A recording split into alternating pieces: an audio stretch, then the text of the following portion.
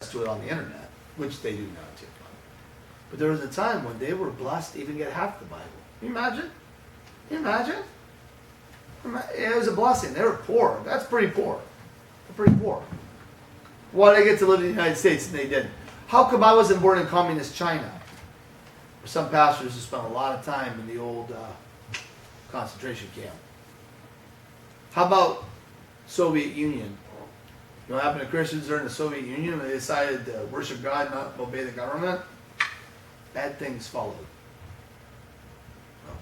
I got to wrap up. I don't know. But Dave Kemp brought up, will we do it? And I want to share one testimony. Maybe you've heard me share this before. We'll pray and get out of here. There's a book I really like called The Persecutor. It's about a guy in the 1970s whose job was to beat up Christians. The Soviet Union put together a crack squad to beat the tar out of Christians. These people were hardcore killers. They're military guys. These were not just guys. And to train them, they set them loose in a bar, 4 of them, and they cleared the bar. This is a Russian bar. These guys are probably drinking vodka and everything else in the world. These guys went in and they trashed the bar. 4 guys trashed the bar.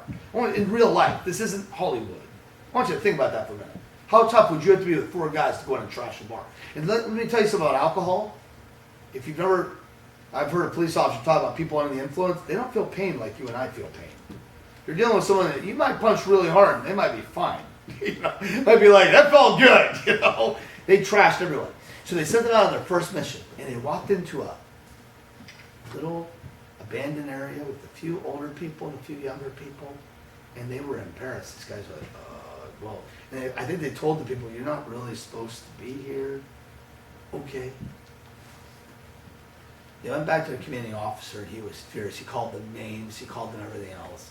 He's like, so after that, they laid into the Christians. They went to a youth rally.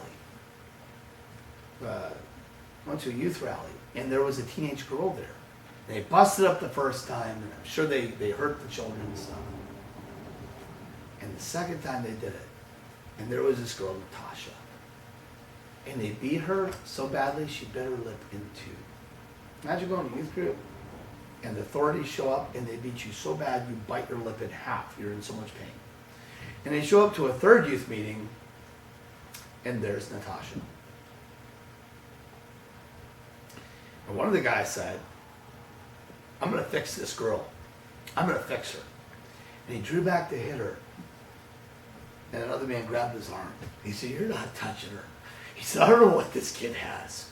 He goes, but it's more than all of us have. You're not touching her. I don't know if you and I are willing to die, but all I can say is we get closer to Christ. That will take care of itself.